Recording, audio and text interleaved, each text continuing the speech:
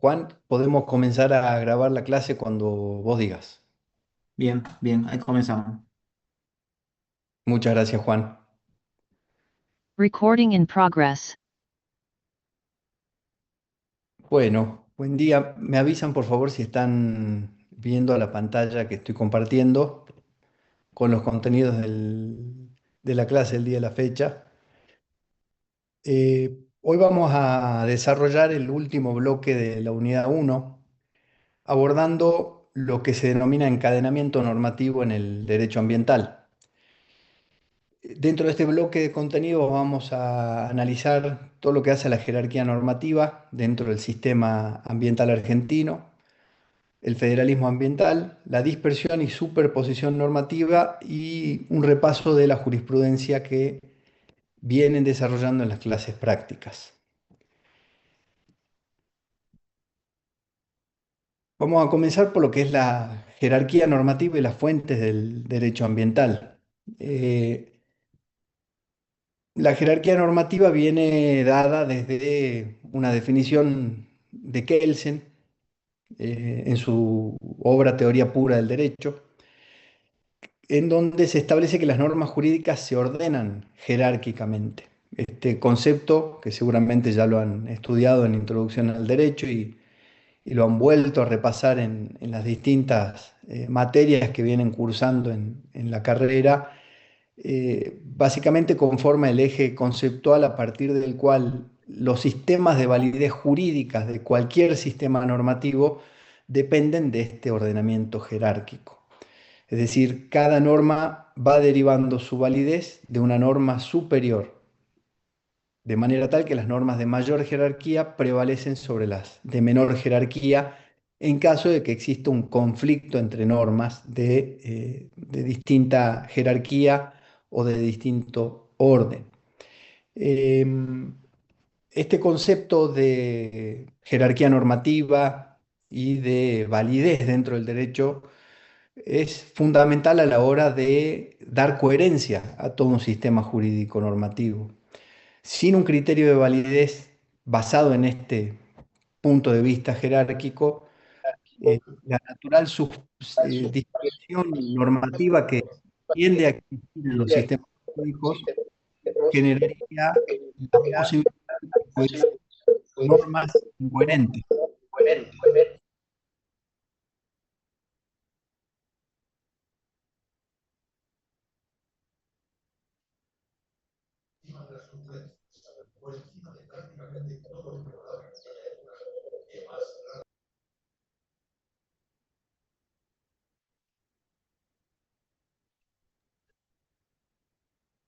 ¿Ahora se escucha mejor? Sí, sí, profe. Perfecto, muchas gracias, Juan. Eh, Decía que de no existir estos criterios de orden, de validez normativo dentro de los sistemas jurídicos, caeríamos en que la natural evolución de una nación, de un país, en la creación jurídica, en la creación del derecho, podría dar lugar a la coexistencia dentro de un mismo orden jurídico de normas completamente inconsistentes entre sí. Llegaríamos a un estado de falta de coherencia total dentro del sistema normativo y la contradicción sería la regla. Eh, y no así la coherencia del orden jurídico. Por eso, esta definición que se atribuye a Kelsen en su teoría pura del derecho es la que se adopta desde el siglo XIX en adelante para darle sentido a todo lo que es la creación normativa. Naturalmente que el derecho ambiental no está exento de seguir y de respetar estos sistemas jerárquicos, pero ocurre que con el derecho ambiental se agrega un elemento más que tiene que ver con lo que hemos estudiado en la clase pasada, con la emergencia y con el origen que se da desde la Constitución Nacional a esta nueva categoría de leyes que son las leyes de presupuestos mínimos ambientales. Esto a lo largo de toda la clase vamos a ir desarrollando para poder comprender cabalmente cómo se da el proceso de encadenamiento normativo dentro del sistema jurídico ambiental y cómo se respeta esa jerarquía normativa dentro de nuestro sistema político de convivencia a nivel país, que es el federalismo. Además, es especialmente importante la jerarquía normativa en el derecho ambiental argentino porque ya desde la Constitución reformada encontramos una tensión fundante entre lo que es la posibilidad del Congreso de la Nación de dictar estas leyes de presupuestos mínimos, hecho que radica en el artículo 41 de la Constitución reformada, y aquella otra incorporación que hizo el constituyente en 1994 en el artículo 124, como vimos en la clase anterior, respecto al dominio originario provincial de los recursos naturales. Esa tensión fundante, lejos de generar conflicto, vamos a estudiar y vamos a analizar cómo todo el desarrollo legislativo posterior ubica a cada cosa en su lugar. Eh, en definitiva, la pirámide, en el caso del derecho ambiental, opera a través de lo que se ha dado en denominar federalismo de concertación. Es decir, no hay una relación de subordinación lineal entre nación y provincias, sino que hay una relación de concertación, de coadyuvancia entre los dos órdenes federales de gobierno que subsisten principalmente en nuestro país, el de nación y las provincias. Y de aquí nacen dos principios estructurantes. Uno de ellos es el principio de supremacía, en virtud del cual una norma inferior no puede contradecir a una norma superior. En caso de que así ocurra, esa norma es inválida, deberá ser declarada como tal en un proceso judicial la justicia.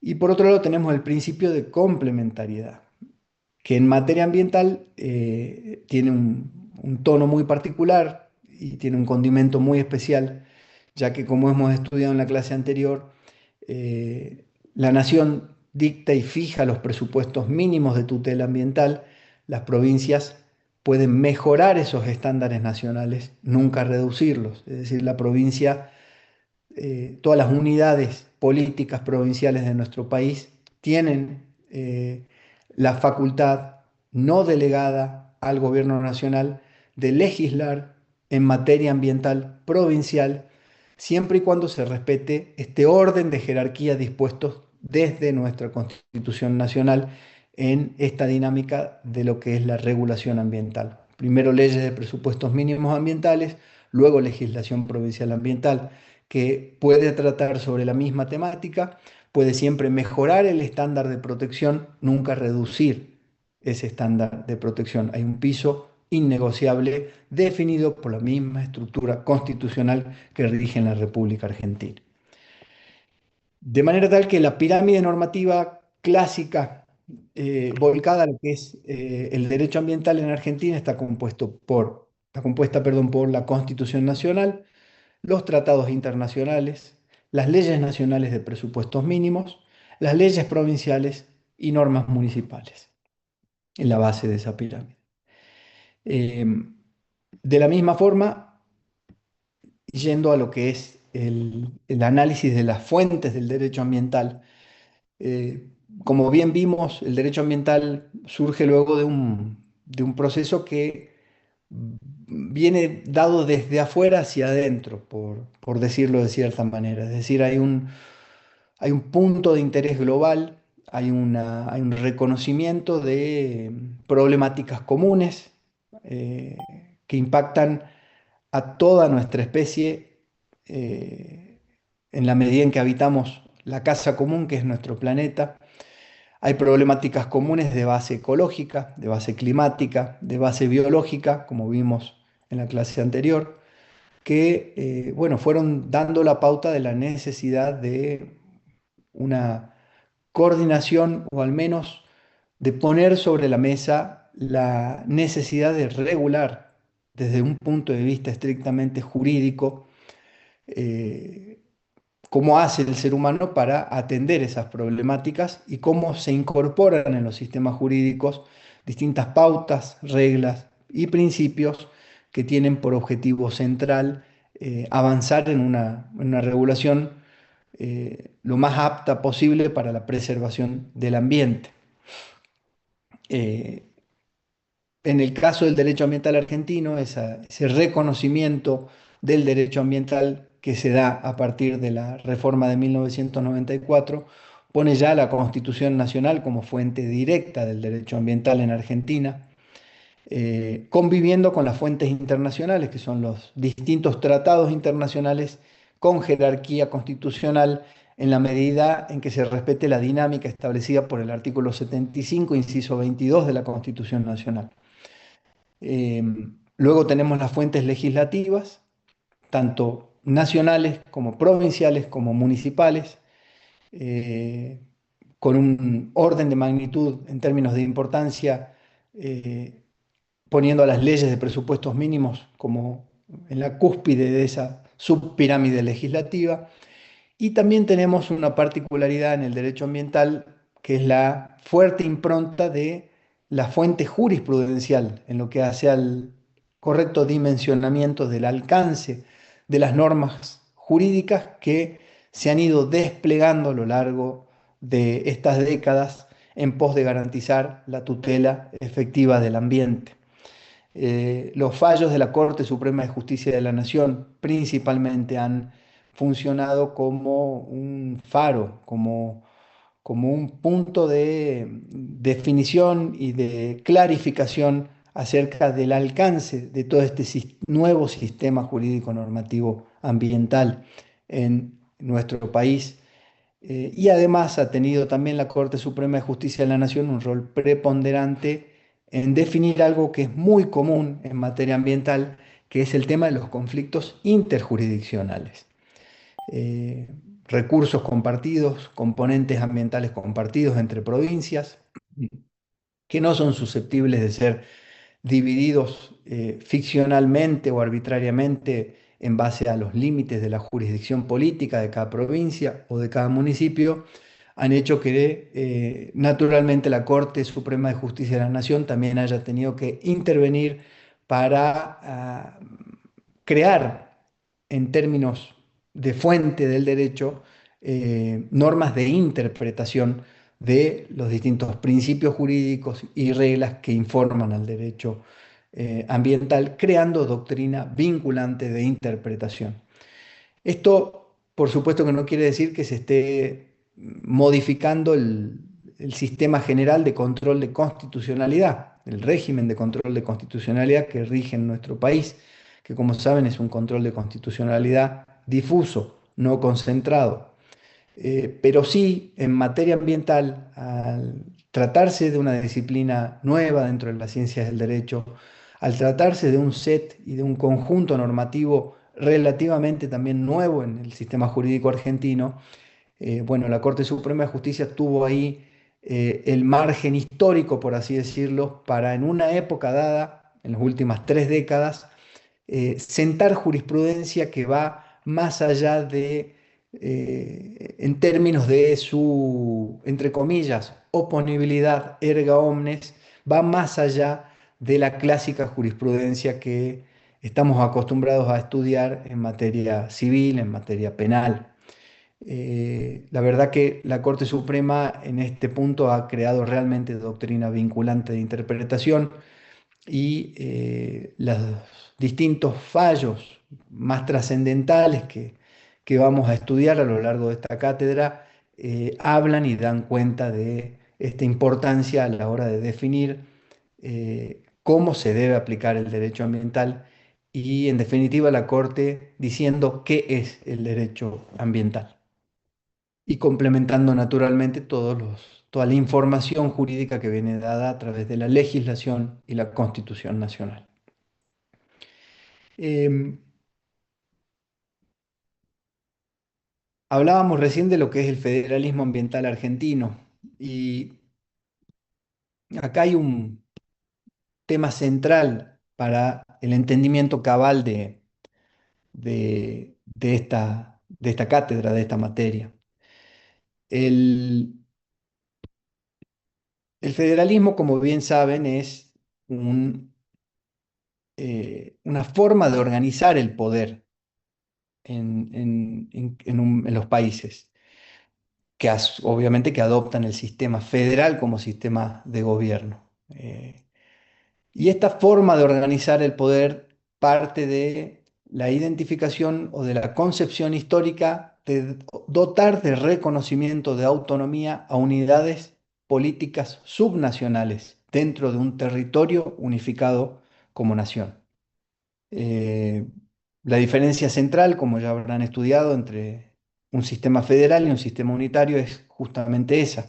En los sistemas unitarios, las distintas jurisdicciones internas dentro de un país no gozan del nivel de autonomía que gozan, por ejemplo, las provincias en nuestro país, o los estados federativos en el caso de Brasil, o los estados aún con mayor nivel de autonomía en Estados Unidos. Eh, Dentro del federalismo también hay distintos niveles de intensidad de sistema federal. Por ejemplo, en Argentina hay federalismo, pero en términos jurídicos la nación se ha reservado, o mejor dicho, las provincias han delegado a la nación la facultad, principalmente al Congreso de la Nación, al Poder Legislativo Nacional, de dictar los códigos de fondo, que son de aplicación uniforme para todo el territorio argentino. En Estados Unidos, por el contrario, los estados, parte de esa nación, no delegaron esa facultad al Congreso de la Nación, al Congreso de los Estados Unidos.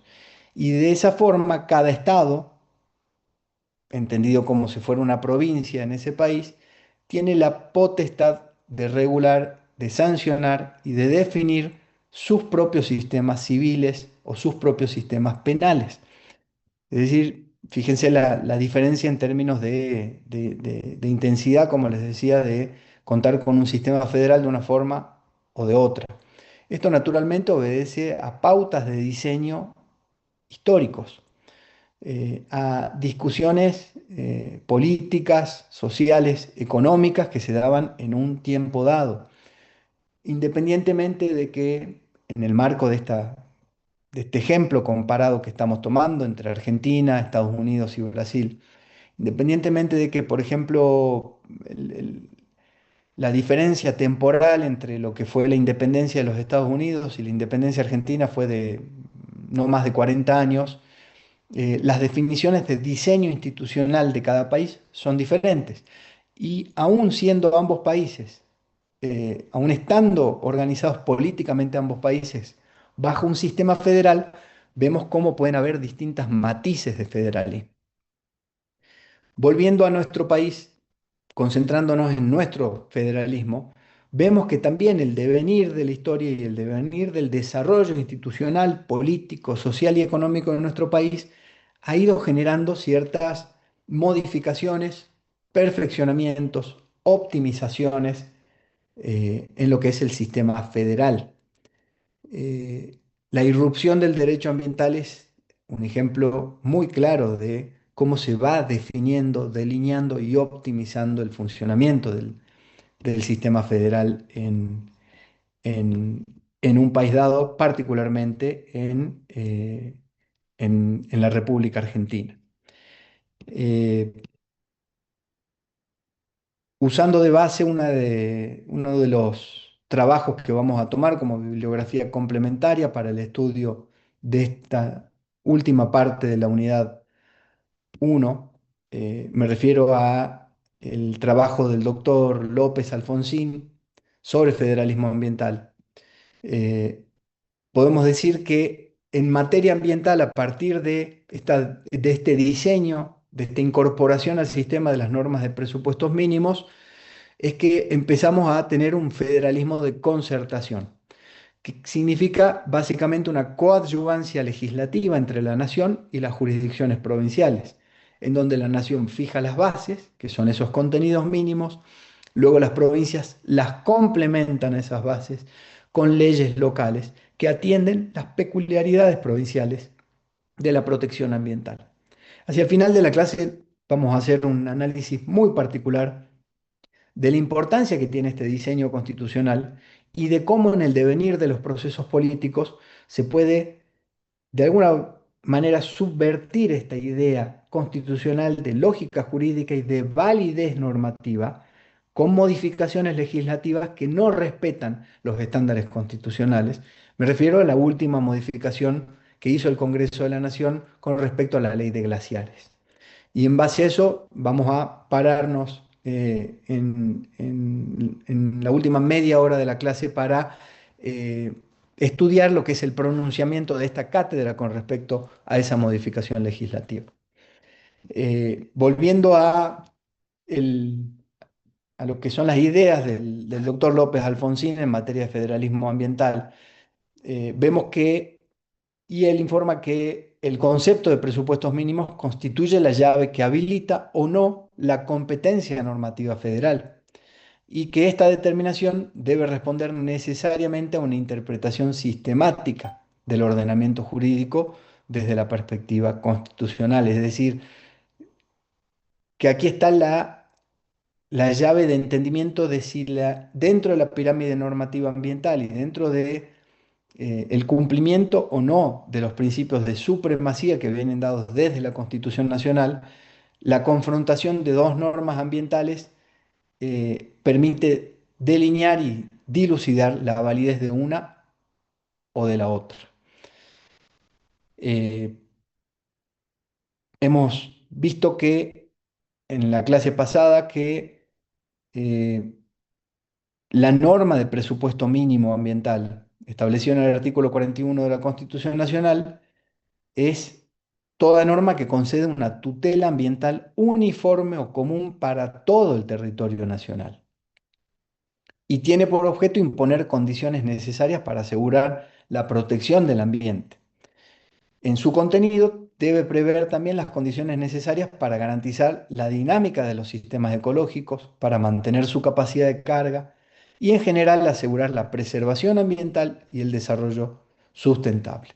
Es decir, que ahí radica la importancia y el porqué de esta definición del constituyente de darle esta importancia a las normas de presupuestos mínimos como factor ordenador de este federalismo de concertación en la República Argentina. Eh, Naturalmente, esto no está desprovisto de conflictos, de puntos de vista a veces académicos, que son disímiles, de puntos de vista también políticos por parte de el poder legislativo, de los representantes eh, que actúan en su función legislativa a nivel nacional. Y empezamos a tener tensiones, conflictos que parten principalmente de cómo se interpreta esta definición constitucional que se da a partir de la incorporación del derecho ambiental en nuestra vida como nación. Eh, Volviendo al punto de inflexión que genera la reforma del 94 y reconociendo que el federalismo es entendido como una técnica de organización del poder basada en esa división de competencias territorial entre la nación y las provincias, vemos que el artículo 41 introduce un derecho de tercera generación, definiendo una lógica de articulación y de coadyuvancia entre nación y provincias y sin lastimar ni herir la autonomía provincial, establece un orden básico de respeto para la preservación del ambiente a lo largo de todo el territorio nacional. Eso es lo que se denomina federalismo de concertación. Asimismo, en esta denominación vemos que eh, hay 10 principios que fueron sistematizados por el doctor López Alfonsín, que son el principio de exclusividad funcional parcial, en donde la nación dicta los presupuestos mínimos, que es el piso, las provincias complementan con normas propias. No nos vamos a cansar de decir esto, porque es clave a lo largo de la cátedra y es clave al menos en las primeras unidades fijar este concepto de manera muy firme en el entendimiento del derecho ambiental. Luego la distribución de competencias. Las competencias se van a ir ejerciendo en base a este federalismo de concertación conforme al origen constitucional. Es decir, ningún nivel puede invadir la esfera del otro. Ni la nación puede, so pretexto de legislar una norma de presupuestos mínimos ambientales, quitarle a una provincia el dominio originario de sus recursos, ni una provincia, so pretexto de ser titular originaria de sus recursos, puede ir por debajo del umbral de tutela efectiva del ambiente establecido por una ley de presupuestos mínimos. Es decir, hay un doble juego de control, porque no olvidemos que el federalismo está establecido dentro del sistema y del diseño institucional como una técnica más de control del poder, en donde solo el poder controla al poder. Eh, entonces, esta distribución de competencias va a ser también muy importante y la van a ir viendo en el desarrollo de los distintos casos prácticos, en las clases prácticas, para ir entendiendo cómo la Corte Suprema, sin explicarnos todo esto, sin explicar todo lo que hay de fondo en términos de teoría del derecho ambiental, luego aplica esta serie de principios en términos de federalismo. Y luego va, por supuesto, a los puntos concretos, que es atender la problemática ambiental. Pero antes de abrir la puerta, para abrir la puerta y para activarse la válvula jurisdiccional, perdón, de la Corte Suprema de Justicia de la Nación, es que primero se tienen en cuenta estos, que son los parámetros de base, que es la consideración de fondo que permite a un órgano de poder, en este caso el Poder Judicial, poder ingresar a atender una problemática y poder, en algunos casos, como hemos visto en el caso de Mendoza, incluso sentar en la mesa a distintas jurisdicciones, provincias, Ciudad Autónoma de Buenos Aires, municipios, y de alguna forma ordenar la cancha y establecer qué competencia le corresponde a cada uno de ellos, a cada una de esas unidades de poder, cuáles son los incumplimientos en los que incurrieron cada una de esas unidades de poder y al menos propongan cada una de estas unidades de poder cuál va a ser el plan de mitigación para atender, en el caso de lo que es la causa Mendoza, el desastre ambiental de la cuenca del Riachuelo. Luego tenemos como tercer principio el principio de supremacía federal. Las provincias no van a poder dictar las normas que reduzcan el nivel de protección. Después tenemos el principio de complementariedad. Colaboran, o al menos el diseño institucional está pensado para que colaboren armónicamente.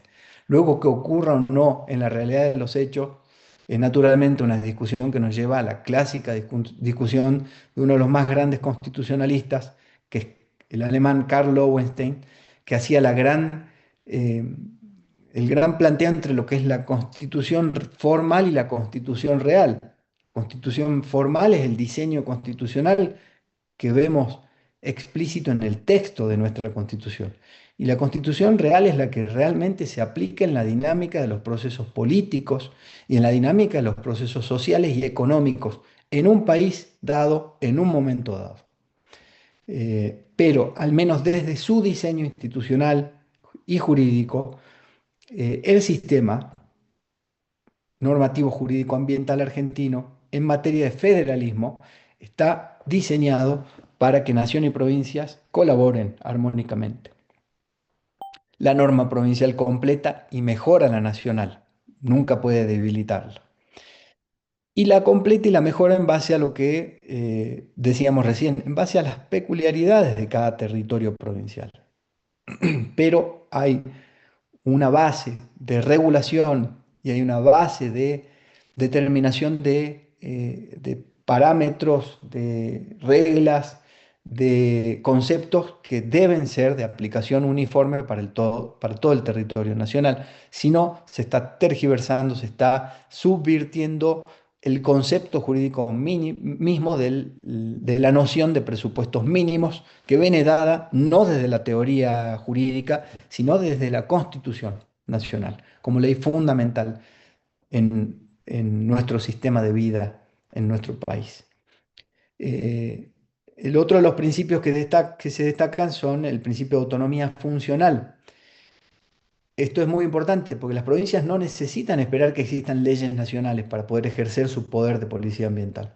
Las provincias pueden identificar todas las problemáticas ambientales que entiendan son merecedoras de tutela judicial, de tutela jurídica ambiental y desplegar su set normativo propio.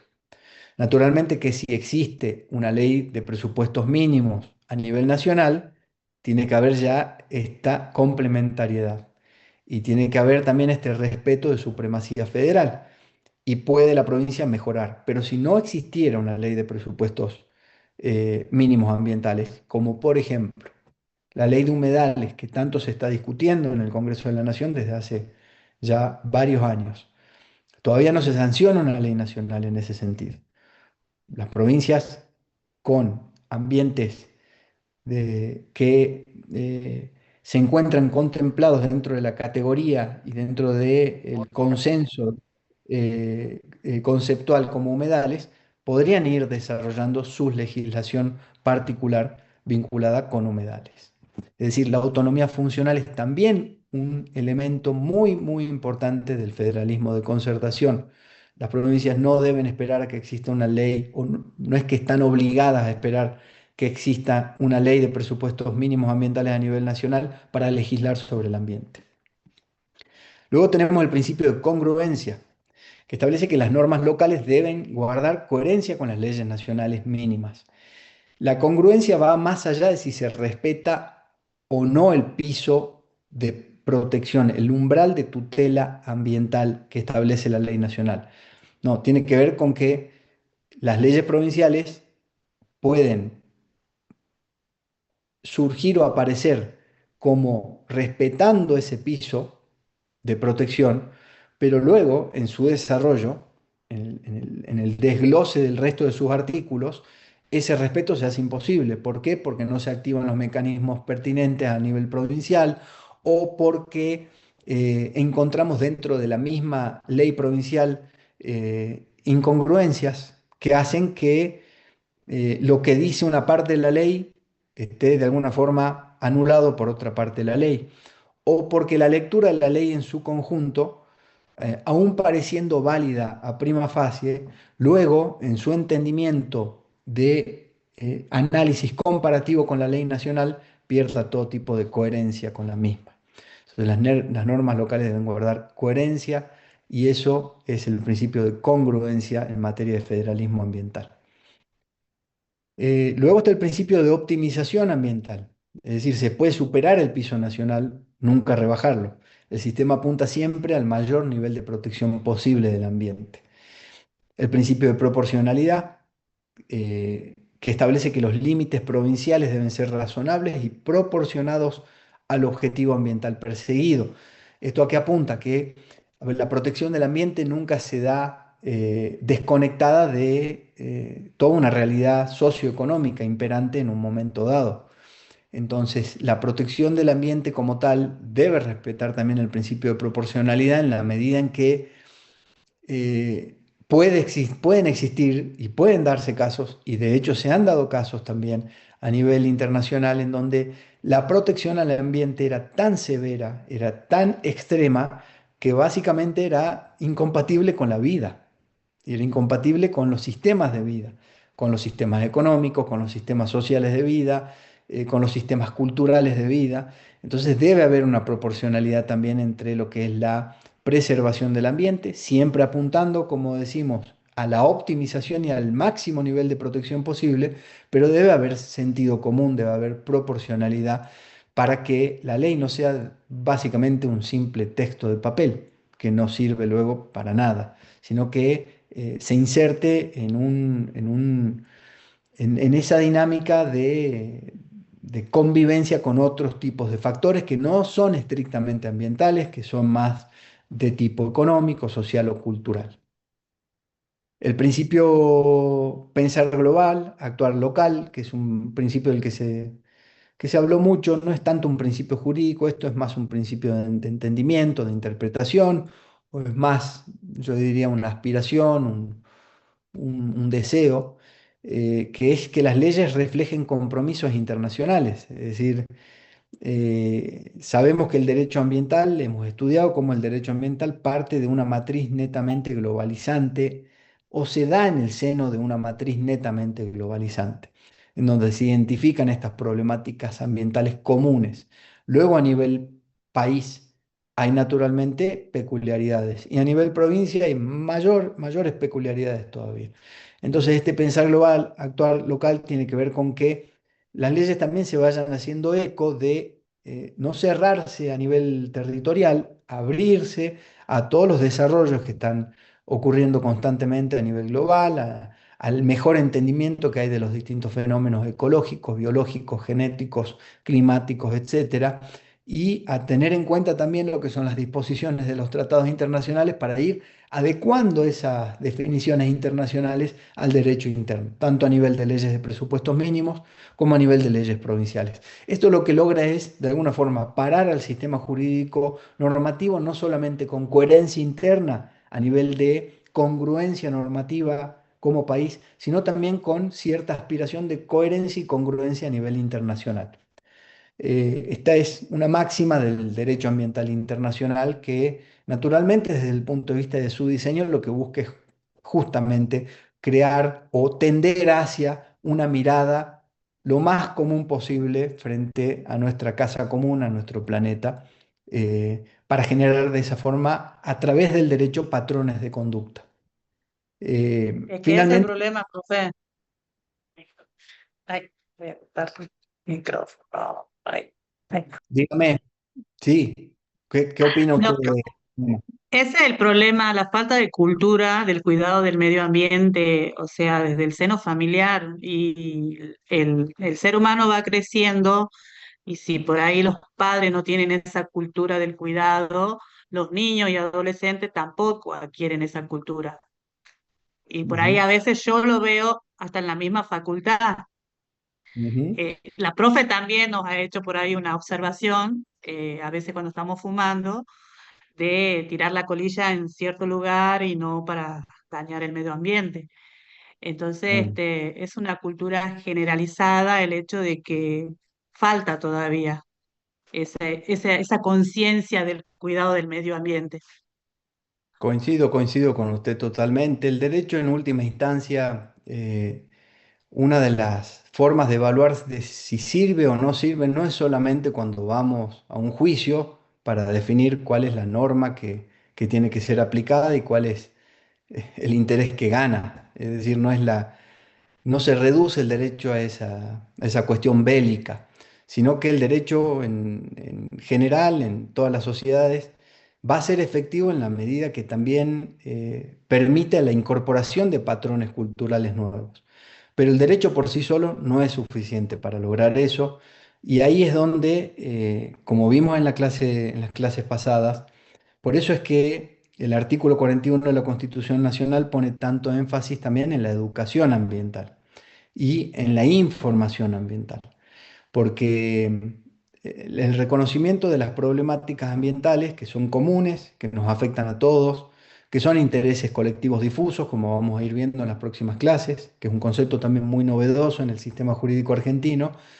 eh, la única forma de poder tender hacia el cumplimiento de esa aspiración que tiene el derecho ambiental es, sí, por un lado, con mejor derecho, con derecho optimizado, pero por el otro lado, con los desafíos que tenemos como sociedad, como comunidad. Así que yo creo de la misma forma que hay mucho de educación, hay mucho de información y hay mucho también de compromiso y de conciencia. Y ahí es donde, bueno, naturalmente vivimos en una sociedad que es múltiple, que es diversa, en donde es difícil homogeneizar los puntos de vista, pero la verdad es que de eso depende que realmente, en definitiva, se protege el ambiente o no. Pasa desde lo más chico hasta lo más macro. Podríamos poner en esto que se abrió el debate, podríamos poner como punto de referencia a otros países, por decirles China. China es muy dura con la normativa ambiental. Hoy es quizás uno de los países con China que tiene la gran mala fama de ser un gran contaminador, que naturalmente lo es porque hizo un proceso de revolución industrial en 30 años hizo el proceso de revolución industrial que el resto del mundo hizo en 250 años. Entonces imagínense lo que fue la explosión de industria, de contaminación, etcétera. Pero así como es un gran contaminador hoy a nivel mundial, al mismo tiempo hacia adentro ellos vienen desarrollando un nivel muy riguroso y muy estricto de normativa ambiental. eh, lo que son sanciones penales por incumplimiento ambiental en China se cumplen. Es decir, la gente va presa por incumplimiento en caso de empresas o en caso de grandes casos de alteraciones al ambiente y de contaminación. Bueno, China tiene un régimen que es completamente distinto al nuestro, al argentino. La sociedad china, la evolución china es completamente distinta. Hay un régimen que es mucho más duro. No existe la democracia como tal. Pero bueno, eso le permite a ese país que tiene 1.400 millones de habitantes poder ordenar la conducta ambiental a través del derecho, a través de la rigurosidad en la aplicación del derecho. En nuestro caso, nosotros vivimos de otra forma. Argentina es un país históricamente democrático, históricamente liberal en términos de que el respeto por la persona, por el individuo, siempre fue un tema muy importante en nuestro país. Y somos un país en donde el cumplimiento de la ley muchas veces dejó mucho que desear. Entonces tenemos un desarrollo cultural en lo que es nuestra relación con la norma, como decía el jurista Carlos Ninos, que vivimos en la anomia permanente. Tenemos una relación bastante conflictuada con el cumplimiento de la norma. Eh, Son escenarios distintos y el derecho naturalmente se crea en esos escenarios distintos, llegando a intentar adecuar esas realidades sociales, económicas y culturales, como les decía, a un momento dado. Y por eso es que el derecho ambiental y el derecho en general es un fenómeno netamente evolutivo, que tiene mucha, eh, tiene mucho de qué es lo que está ocurriendo en un momento dado, ¿no? Eh, Me avisan si se deja de ver la pantalla, por favor. Finalmente, el desarrollo humano como paradigma. La Constitución Nacional adopta, como vimos, el concepto de desarrollo sostenible cuando dice que hay que garantizar el derecho a gozar de un ambiente sano y apto para que el desarrollo de las actividades presentes satisfaga las necesidades del presente sin comprometer el de las futuras generaciones. Ese concepto de desarrollo sostenible pone el eje en el ser humano. Es decir, que la norma ambiental siempre tiene que tener en cuenta esa finalidad tuitiva. Hay una parte de lo que es la tutela jurídica del ambiente que siempre contiene ese condimento que hace al desarrollo sostenible. Bueno, evaluado todo lo que tiene que ver con estos ejes en términos de jerarquía normativa, en términos de este federalismo de concertación, que desde ya le adelanto que es tema central de evaluación. eh, Podemos empezar a analizar este tema que tiene que ver con la dispersión normativa y la superposición de competencias, porque ¿qué es lo que podemos nosotros advertir de este diseño del federalismo de concertación? Que lo ideal está muy claro, el diseño institucional está clarísimo, pero la dinámica de los procesos políticos siempre va generando tensiones y conflictos. Entonces, cuando después de 40, casi 40 años, eh, en realidad 32 años desde la reforma, vemos que ya hay un caudal, un volumen de legislación ambiental importante que va consolidando al derecho ambiental como rama autónoma del derecho, que va consolidando la ciencia del derecho ambiental argentina en términos de desarrollo académico y doctrinario. Vamos viendo que se van condensando y vamos teniendo volumen jurisprudencial, principalmente a través de decisiones de la Corte Suprema de Justicia de la Nación. Y bueno, ya tenemos un volumen importante de derecho, de creación de derecho, que da lugar al análisis de ¿qué va pasando cuando hay dispersión normativa y superposición de competencias? La dispersión normativa es un hecho en el derecho ambiental, porque tenemos leyes de presupuestos mínimos a nivel nacional y tenemos leyes provinciales que complementan a esas leyes. Podemos tener leyes provinciales que, sin complementar normas de presupuestos mínimos, sean y caigan dentro de la categoría de derecho ambiental por cada provincia. Y podemos tener ordenanzas municipales ambientales también. Esa es la dispersión normativa que cuando hablamos de dispersión normativa nos referimos en el caso del derecho ambiental. Y esa dispersión normativa tiene su contracara, que es la superposición de competencias, porque atrás de cada creación legislativa hay naturalmente un órgano legislativo que está creando la norma, ya sea municipal, provincial o nacional. Hay órganos ejecutivos que están implementando políticas públicas o normas, en el caso de órganos del Poder Ejecutivo municipal, provincial o nacional.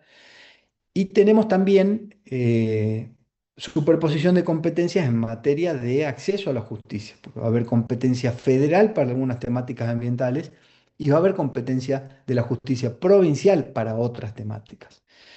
Es decir, la dispersión normativa se define como una patología en el sistema jurídico. Esto que les estoy diciendo no es que sea una patología de por sí, que haya muchas normas. Sí lo es la dispersión normativa cuando empieza a generar normas incongruentes entre sí. ¿Cuándo ocurre esta patología? Cuando múltiples normas de distintos niveles regulan el mismo objeto sin coordinación suficiente, generando contradicciones, vacíos legales o superposición de regulaciones. Esta es quizás la patología más grave que puede llegar a tener un sistema jurídico dado. En este caso, el sistema jurídico ambiental. ¿Por qué? Porque genera muchas vías de escape para quien quiera utilizar una norma porque la otra no es tan beneficiosa para su interés. Por eso es una patología tan grave, porque le va quitando coherencia. Por eso al final también de la clase vamos a hacer un ejercicio de pensamiento que es importante y que le va a terminar de dar sentido al desarrollo de toda esta clase. Es decir, eh, puede haber dispersión normativa sana, que es cuando hay complementariedad, cuando se atiende el sentido de la jerarquía, de la supremacía de la norma, y cuando se redactan y se crea derecho, por decirlo, cumpliendo estándares altos desde el punto de vista legislativo. Ahora, cuando hay una mirada facilista, cuando se quiere ir hacia adelante en la creación del derecho, queriendo ser más vivo que la Constitución, es donde empezamos a tener estas incongruencias, estas contradicciones que pueden formar parte de la viveza criolla del legislador a nivel municipal, provincial o nacional, pero al final lo único que está ocurriendo es que se está dañando seriamente la unidad de coherencia del sistema jurídico normativo ambiental. ¿Por qué? Porque empezamos a tener normas contradictorias que no se pueden aplicar en simultáneo, que no se pueden complementar entre sí, que una anula a la otra. Entonces generan inseguridad jurídica. Y la inseguridad jurídica es lo peor que puede tener cualquier orden, cualquier sociedad.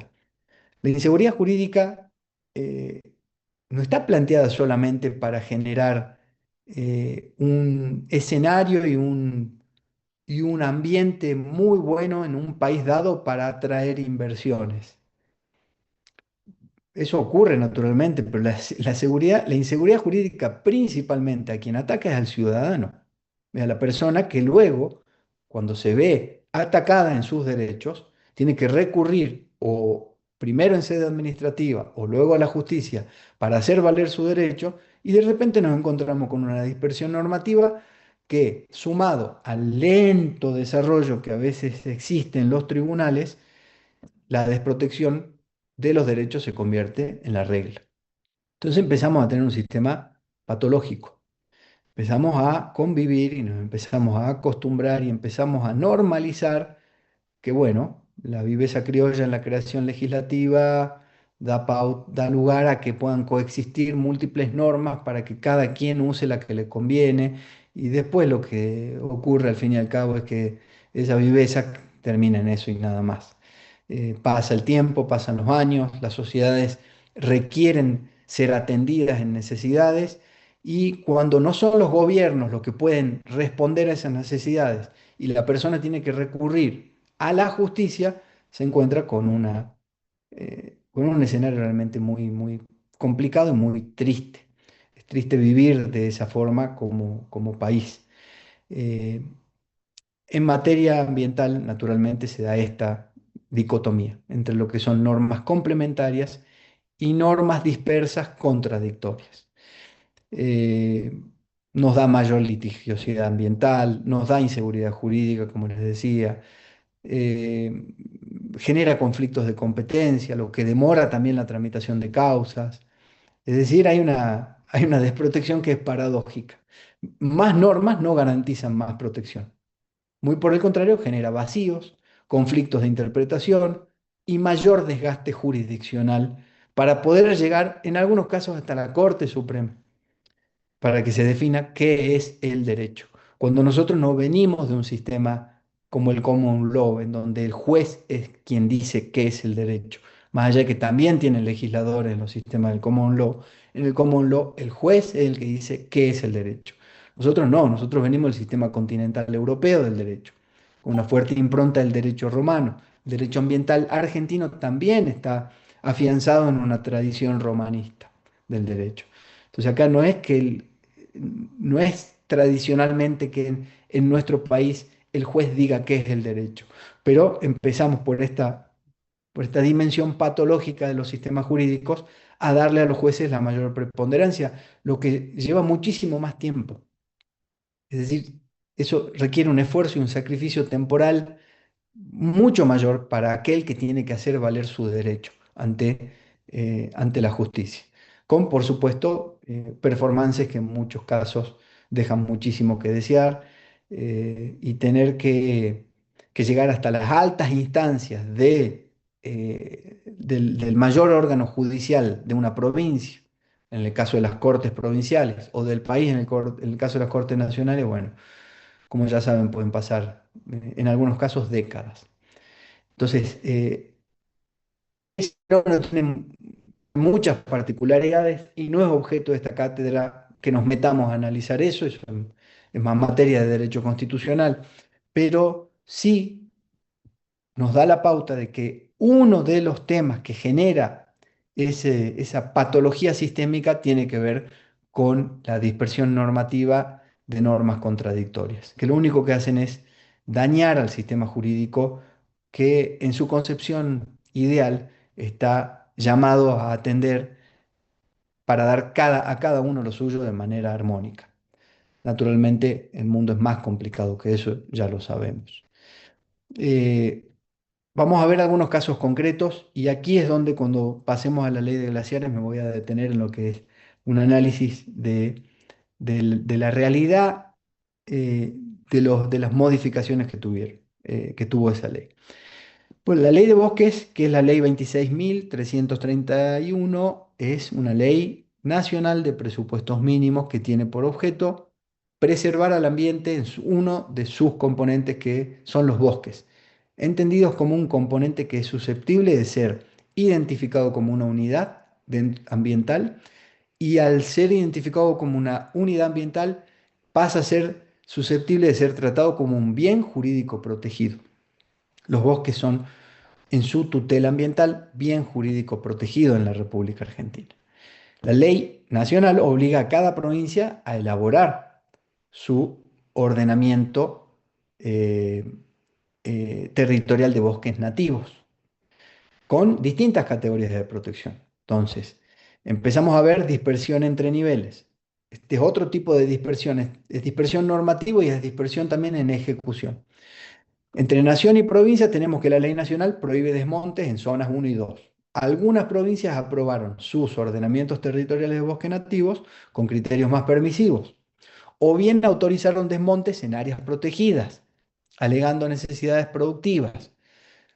Bueno, tuvo que aparecer la Corte Suprema de Justicia de la Nación, en un caso del 2022 del Chaco, que ordena detener los desmontes ilegales. No es que, a ver, la Corte en su intervención en materia ambiental no es que dicta rápidamente sentencias, va dictando medidas cautelares, medidas de protección del ambiente, paralización de ciertas actividades, convoca a las provincias para que den su dictamen, para que expliquen cómo es la problemática y recién después de un tiempo termina con una sentencia.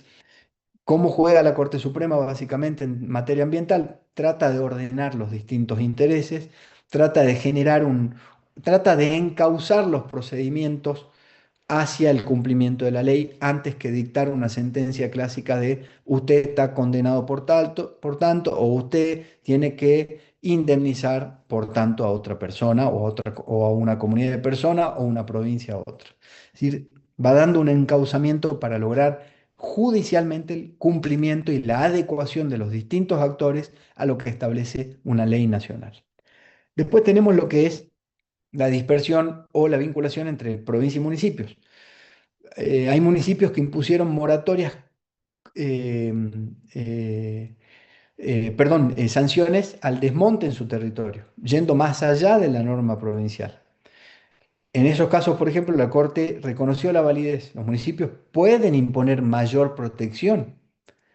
Miren la importancia que tiene esto, porque la nación establece la ley de presupuesto y los estándares mínimos de protección de los bosques, con la zonificación.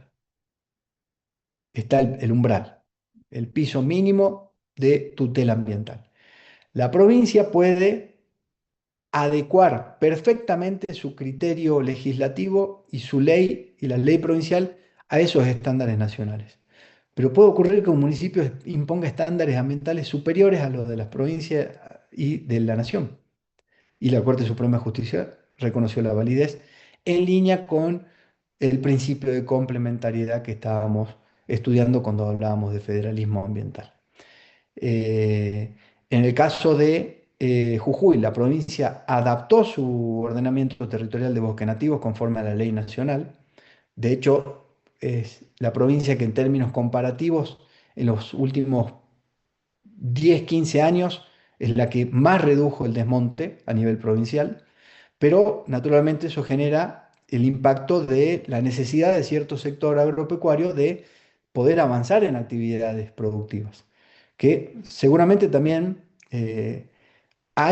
tienen un derecho, hay un interés que atender, pero bueno, acá empezamos a ver lo que es el conflicto entre la norma ambiental que protege un bien jurídico y seguramente y naturalmente el interés jurídico particular, civil, económico y particular de aquellos que se dedican a una actividad que puede llegar a entrar en conflicto con esa definición que se hace de estándares de protección de bosques. Entonces se empieza a generar tensión entre distintos sectores. Ley de glaciares es el caso más agudo, porque con la ley de glaciares en donde se vio de todo a lo largo de estos últimos 15 años. La norma nacional como presupuesto mínimo establece la prohibición de la minería en zona glaciar y periglaciar y en ambiente periglaciar, afectando directamente la capacidad de algunas provincias, principalmente San Juan, Mendoza y Catamarca, de explotar recursos minerales de alta montaña. Provincias muy mineras, provincias con una capacidad y con un potencial de, de- de producción minera importantísimo, que naturalmente se tiene que dar en línea con lo que es la protección del ambiente. De la mano es contar con una base y con una matriz de producción poderosísimo para esas provincias. Es decir, la minería no es el cuco, no es el diablo, lo es cuando no se protege el ambiente, lo es cuando los gobiernos no aplican los mecanismos de monitoreo, de evaluación de impacto ambiental, como vamos a ver en la unidad 2 y los distintos instrumentos de gestión ambiental, cuando se deja hacer por dejar hacer, y cuando las empresas luego no cumplen con las responsabilidades ambientales que deben llevar a cabo.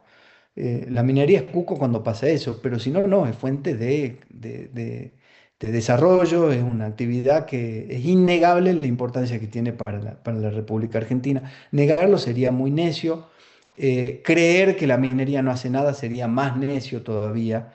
Siempre hay que ir a un punto de balance en el entendimiento como futuros profesionales del derecho, eh, profundizar en los conceptos, profundizar en qué realmente está estableciendo una ley, de qué se tratan realmente los procesos de control ambiental, no quedarse solamente en el plano más superficial de la opinión pública, porque el plano superficial de la opinión pública, sobre todo en las épocas en que estamos viviendo nosotros, es muy efímera, estamos en la era de la posverdad, cualquiera dice cualquier cosa de cualquier cosa, y si nos quedamos como abogados en eso, seguramente vamos a ser pésimos abogados. El abogado tiene que tener también la mentalidad de un científico, sobre todo en materia ambiental.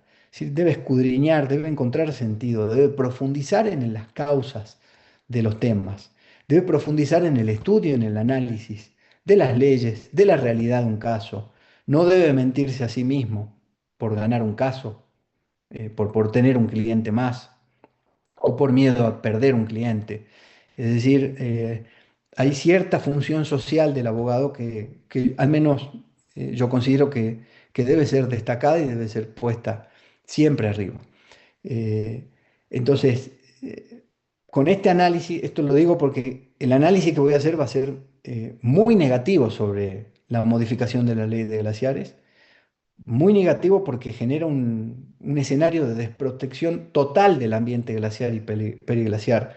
Pero con esto lo que quiero decir es que bajo ningún punto de vista se asume una postura extrema, sino que siempre este análisis está motivado desde el punto de vista académico y tratando de buscar la máxima objetividad posible.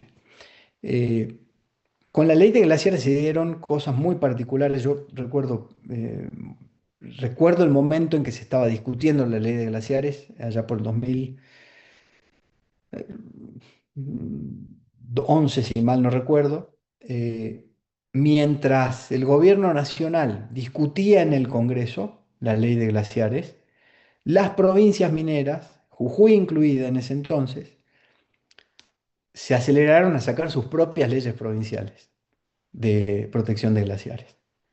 Y las legislaturas provinciales fueron sacando leyes de glaciares provinciales completamente disímiles entre ellas y adecuadas a seguramente el mejor entendimiento que habrá tenido el legislador o los poderes ejecutivos de ese momento de adaptar la mejor fórmula jurídica de protección de glaciares para cada territorio. Pues la verdad que luego de sancionada a nivel nacional la ley de glaciares, las leyes provinciales quedaron completamente en offside, hablando mal y pronto.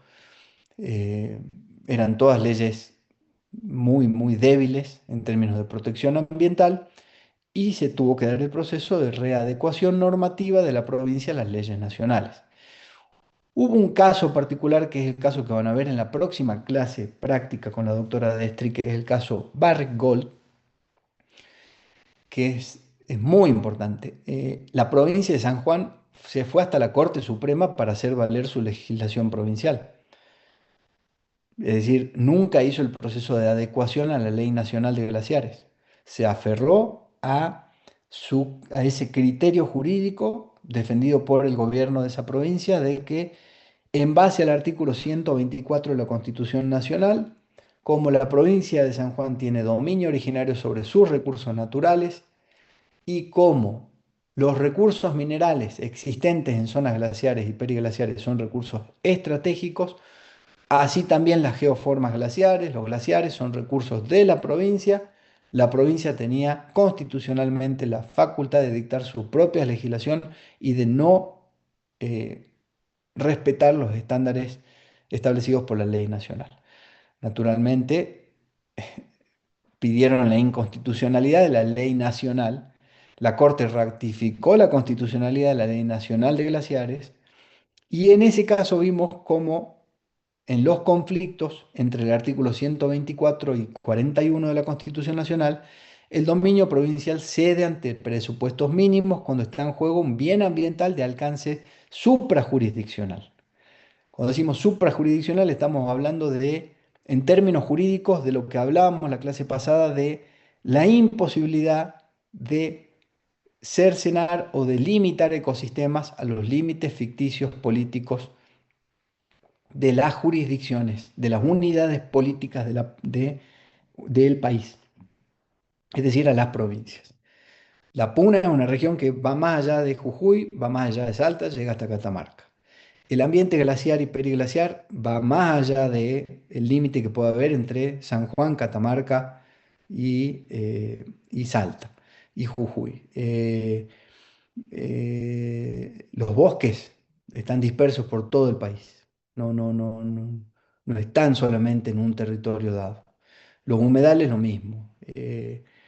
Los distintos ecosistemas que van siendo merecedores de protección ambiental a través de leyes de presupuestos mínimos responden a esto, a que son bienes ambientales de alcance suprajurisdiccional.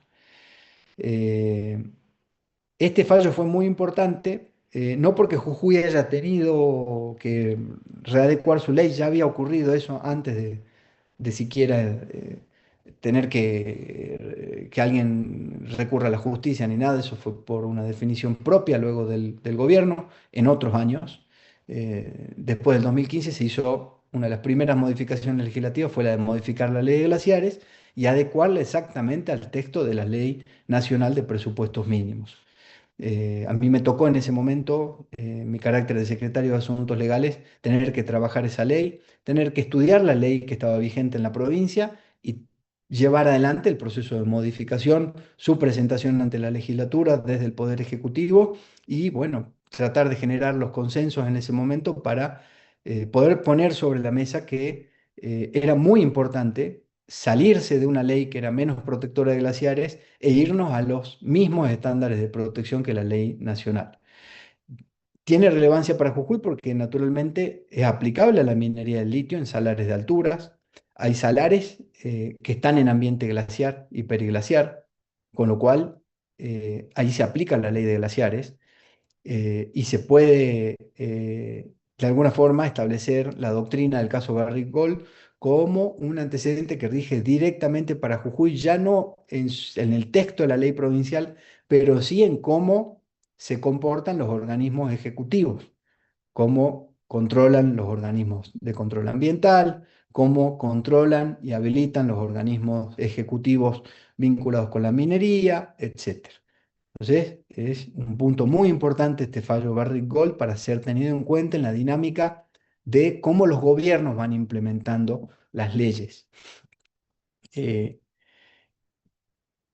y acá un breve paréntesis vinculado con la modificación de la ley de glaciares. La Cámara de Diputados de la Nación dio segunda sanción, convirtió en ley el 8 de abril sancionó definitivamente el proyecto modificatorio de la Ley 26639 de presupuestos mínimos para la protección de los glaciares y el ambiente periglaciar. 137 votos afirmativos, 111 negativos, 3 abstenciones. De acuerdo con el texto aprobado por el Congreso y con la información institucional difundida al momento de la sanción, la modificación legislativa reordena todo el régimen de protección de glaciares en torno a una lógica más restrictiva y territorialmente diferenciada. En lo sustancial, la reforma concentra la tutela especial en los glaciares y geoformas periglaciares que cumplan función hídrica, es decir, que operen como reservas estratégicas de recursos hídricos o como proveedores de agua para la recarga de las cuencas. Luego le asigna autoridad competente a cada jurisdicción, es decir, a las autoridades, a los ministerios de ambiente o a las secretarías de ambiente de cada provincia, les otorga el papel decisivo de identificar cuáles son las formaciones efectivamente alcanzadas por la ley. Es decir, primer corrimiento de responsabilidad. La ley nacional ya deja de decir esto es ambiente, esto es glaciar y esto es ambiente periglaciar y esto es una geoforma es susceptible de ser protegida por su función hídrica. Le dice, ustedes, provincias, definan como a ustedes les parezca. Luego admite que un glaciar o una geoforma periglaciar, incluido en el Inventario Nacional de Glaciares, pueda dejar de estar alcanzado por la ley si la autoridad de una provincia verifica que no cumple aquellas funciones. Es decir, que no cumple función hídrica. Queda entonces puede haber un glaciar o una geoforma periglaciar o glaciares de escombro, porque los glaciares en Argentina, perdón la- que paren esto, pero es importante.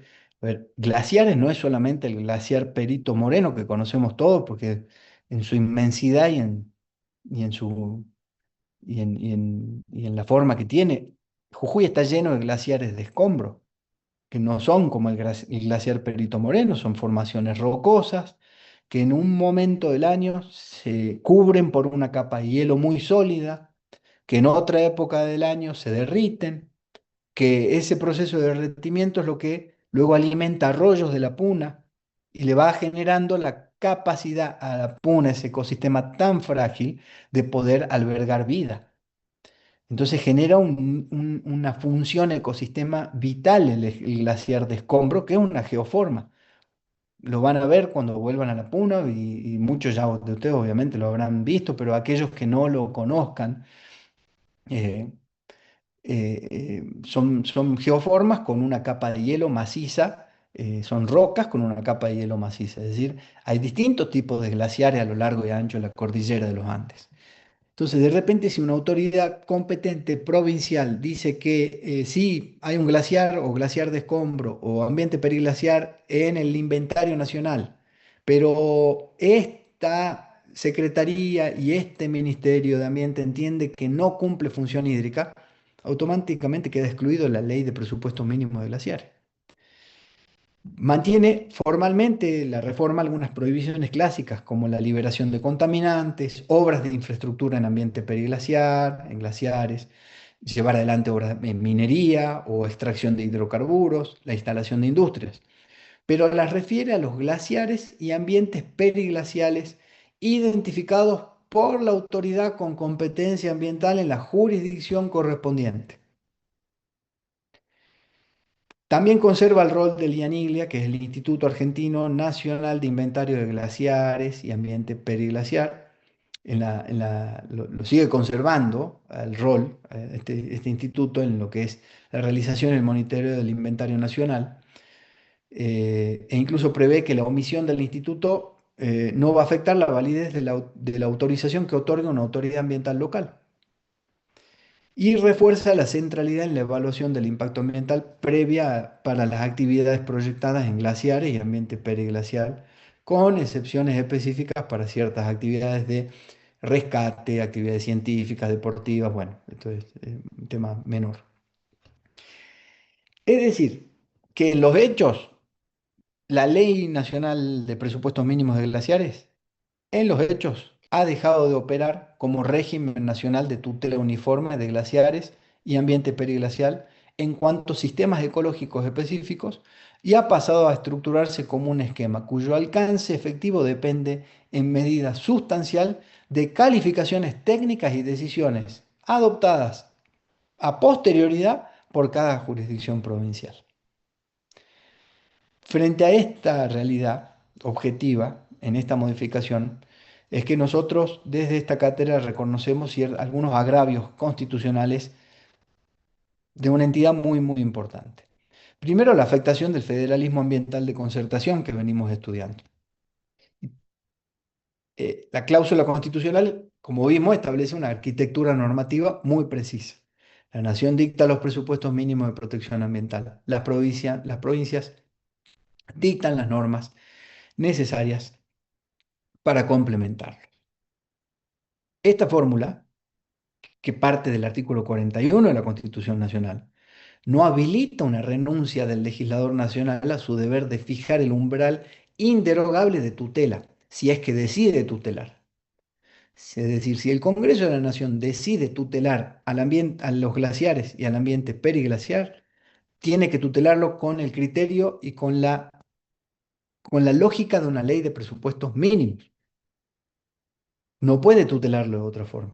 Lo que está ocurriendo con esta reforma es que se está renunciando, se le está quitando el carácter de ley de presupuestos mínimos a esta ley nacional de glaciares. Dejó de ser una norma de presupuestos mínimos, porque eh, la fórmula constitucional lo que hace es organizar un esquema de distribución funcional, en el cual la complementación provincial solo puede operar por encima del piso nacional, nunca por debajo.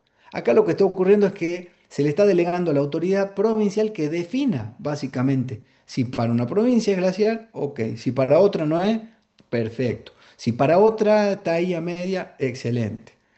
Se empieza a desarticular el orden de coherencia normativo de un sistema ecológico como un todo en la lógica de la disposición, no que se le ocurrió a un autor, a un doctrinario, a un fanático del ecologismo o a algún trasnochado, ¿no? En función de lo que define el artículo 41 de nuestra ley fundamental. Entonces vamos viendo cómo esta reforma va en contra de la Constitución Nacional. Hay una, hay un fuerte condimento y una tendencia a,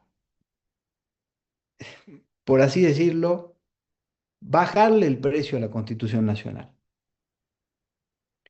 Desde esta perspectiva, el vicio central que tiene la reforma se advierte con muchísima claridad. La ley conserva la calificación formal como ley de presupuestos mínimos, pero desplaza hacia las jurisdicciones provinciales la determinación material del alcance de la protección. Cuando la decisión sobre qué glaciar, qué geoforma periglacial y qué afectación relevante quedan comprendidos por el régimen, depende en medida sustantiva de la autoridad ambiental local. El estándar nacional deja de ser verdaderamente mínimo, común y uniforme.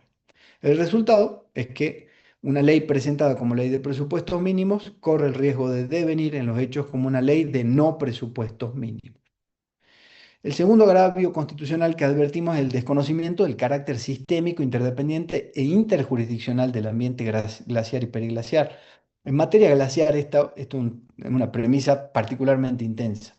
La ley 26639 en su versión original no protegía solo a los glaciares, protegía todo el ambiente periglacial, precisamente porque el bien jurídico tutelado no se agota en el cuerpo de hielo individualmente considerado, sino que remite a un sistema ecológico más amplio.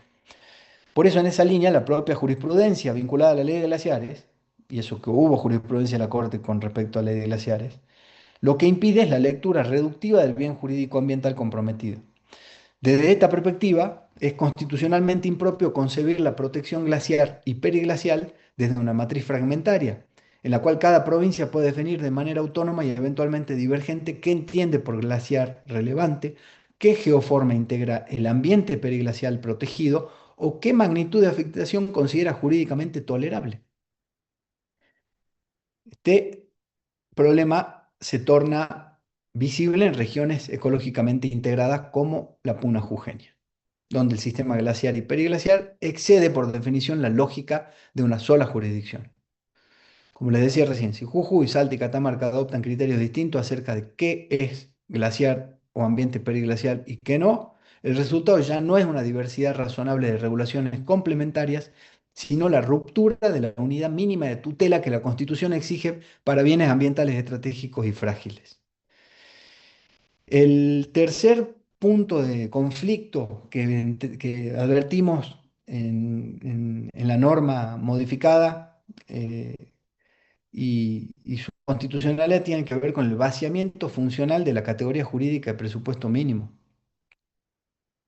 La razón de ser de la categoría de presupuestos mínimos, incorporada por la Constitución reformada y desarrollada luego por la Ley General del Ambiente y sustentada luego en un sinnúmero de leyes de presupuestos mínimos que se han sancionado, con muchísimo debate político, con mucha confrontación, con puntos de acuerdo en distintos sectores políticos, con actividad legislativa que era realmente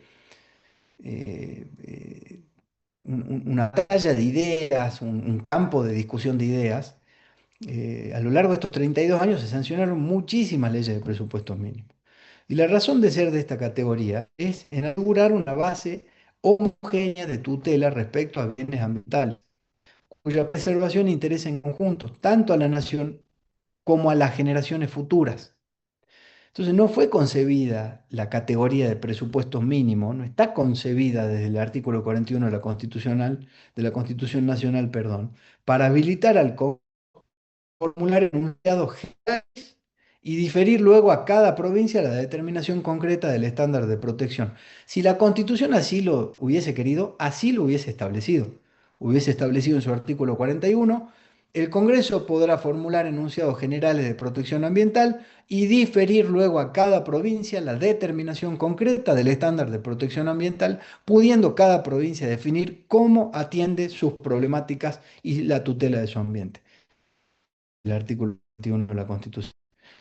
De vuelta, el legislador, a veces por una cuestión no sé, de fervores políticos de una época, de un montón de otras cosas. A ver, no quiero asumir yo el rol de juez, no me compete ni de árbitro ni de juzgador moral de nada, pero el legislador, en términos objetivos, a veces se hace eco de cierto momento coyuntural histórico para tergiversar completamente lo que está escrito de puño y letra en la Constitución Nacional. Si la nación puede llamar presupuesto mínimo una norma que ya no fija de modo suficiente el contenido mínimo de la tutela, la categoría pierde la densidad normativa y queda disponible para su vaciamiento. Lo que ocurre con esta modificación es que se vacía toda idea de preservación ambiental de un bien jurídico protegido, en este caso los glaciares y el ambiente periglacial. Hay un vaciamiento de protección principalmente.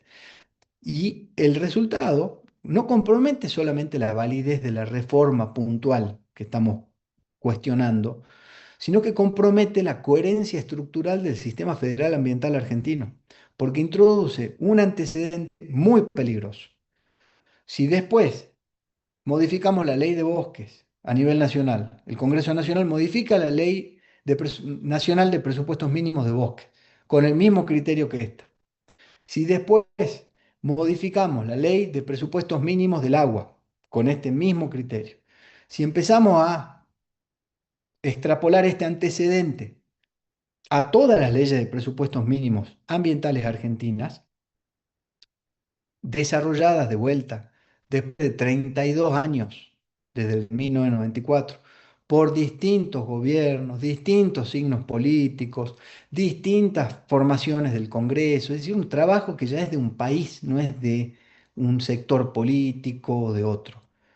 Si empezamos a instalar que esta es la forma de legislar en materia ambiental, lo que vamos a llegar es a un punto de vaciamiento total de protección ambiental en la República Argentina. Esa es la crudeza con la que se cuestiona desde esta cátedra esta reforma legislativa, porque introduce un precedente de que el legislador nacional puede conservar la denominación constitucional mientras se desprende completamente del contenido constitucional que establece el artículo 41 de la Constitución reformada y básicamente se tira al tacho el deber material de tutela. La cuestión por eso no es exclusivamente glaciológica, es decir, no es un tema de solo los glaciares o sectorial, es en sentido estricto una cuestión de arquitectura constitucional del orden público ambiental argentino. Y después merece también una consideración específica el tema de la regresividad normativa. Sin perjuicio de que el juicio definitivo sobre la existencia de regresividad normativa exige siempre un análisis muy cuidadoso del texto legal, del contexto en el que es aplicado ese texto legal, de las razones estatales eventualmente invocadas para justificar la modificación, no se puede dejar de poner sobre la mesa que una reforma que reduce el alcance uniforme de la tutela ambiental y remite a criterios provinciales que son variables, que van a depender de cada motivación de cada provincia, eh, al menos a prima facie, esto nos pone frente a una fuerte apariencia de retroceso en el nivel de protección previamente garantizado. Y acá es donde se va a aplicar, porque seguramente se va a judicializar esta reforma y se va a plantear el tema del principio de no regresión.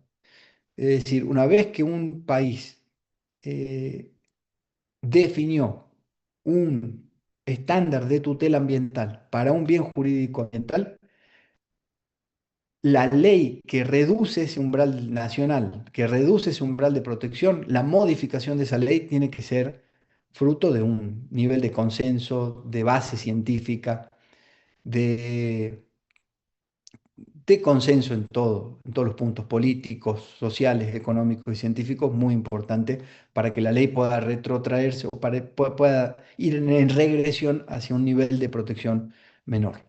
Eh, a modo de conclusión, eh, la reforma recientemente sancionada por el Congreso lamentablemente presenta serios vicios de constitucionalidad, por cuanto desnaturaliza el reparto competencial diseñado por el artículo 41 de la Constitución Nacional, transforma una ley de presupuestos mínimos en una norma de tutela incierta, territorialmente variable, desconoce la condición sistémica, interdependiente e interjurisdiccional del ambiente glaciar y periglacial y compromete la coherencia del sistema normativo ambiental argentino al vaciar de contenido una de sus categorías constitucionales centrales. En esa inteligencia, la reforma no puede ser entendida como una mera adecuación técnica del régimen vigente, sino como una alteración sustancial del estándar nacional de tutela ambiental, susceptible de colisionar con la Constitución Nacional y con la lógica estructural del derecho ambiental argentino en su conjunto. Eh, el retroceso es muy grave y bueno, esta es la posición que como cátedra asumimos frente a este análisis y viene muy bien poder hacer este ejercicio de compartirles a ustedes en este momento por la coyuntura y porque se ha dado ahora en el marco de este cuatrimestre.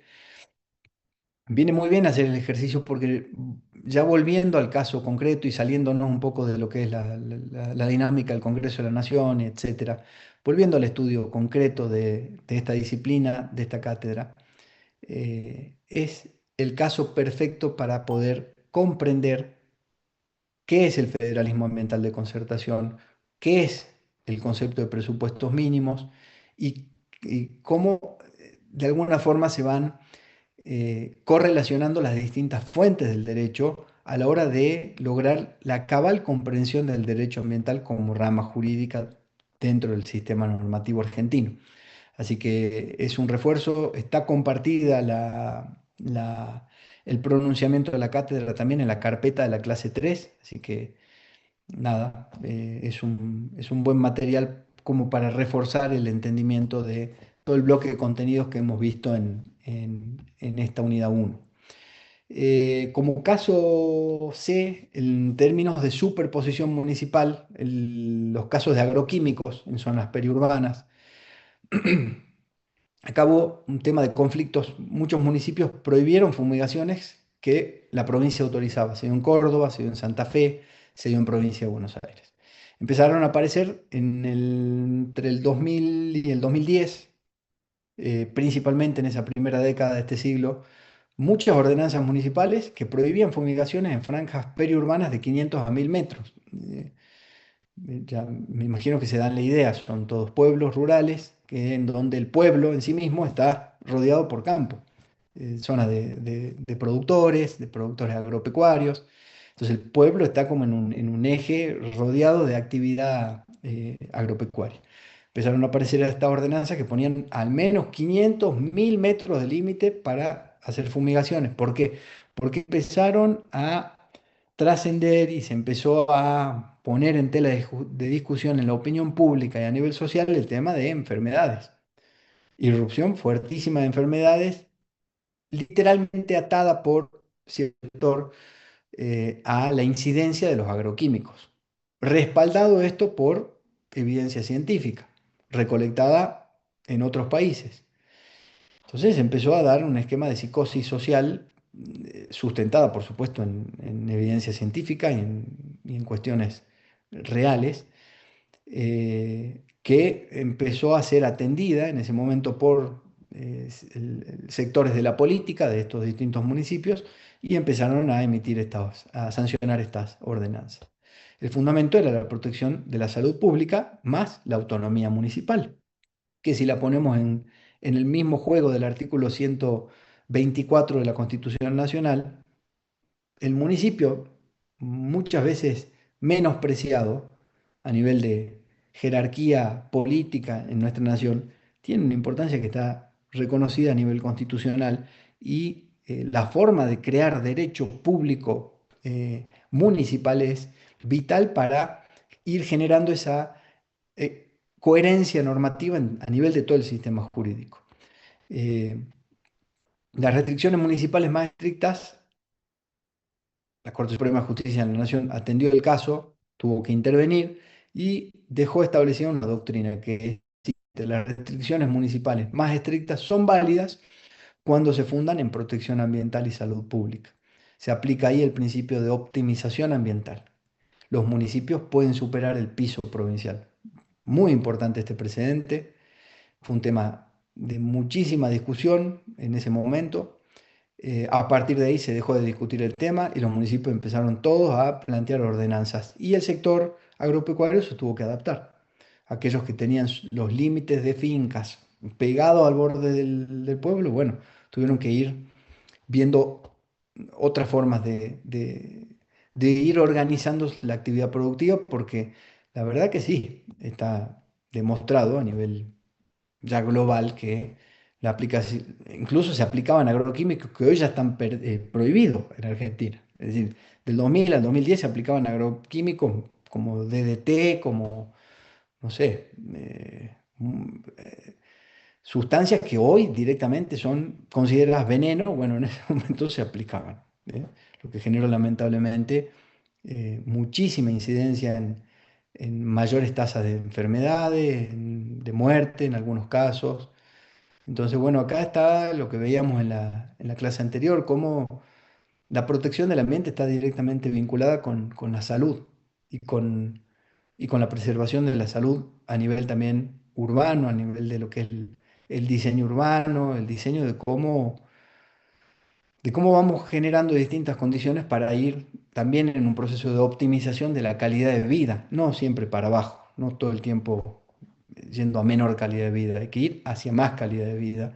Y esa tiene que ser siempre la exigencia que debamos hacerle a los gobiernos, a los legisladores, al sistema judicial, a todos en su conjunto. Y como futuros profesionales del derecho, esto es lo que da la pauta, es el nivel de estudio que requiere el derecho ambiental. Porque porque estamos viendo que cualquier caso que se presente va a requerir el análisis de ordenanzas municipales, de derecho público municipal, de derecho público provincial, de un conocimiento muy vasto, no solo de estos dos artículos de la Constitución Nacional, por supuesto, sino de toda la dinámica que generan a nivel constitucional y de las leyes nacionales, tanto la general del ambiente como las leyes de presupuestos mínimos ambientales. Eh, ¿Qué es lo que básicamente demuestran estos tres casos en los que intervino la Corte Suprema de Justicia de la Nación? El caso Barrick, lo van a ver el miércoles que viene, es que la jerarquía normativa ambiental permite siempre normas más protectoras en niveles inferiores, siendo el ambiente el límite al ejercicio de competencias. Eh, ya vieron, entiendo, el fallo de Dino Salas contra Salta, es un caso, es un muy buen caso para estudiar lo que es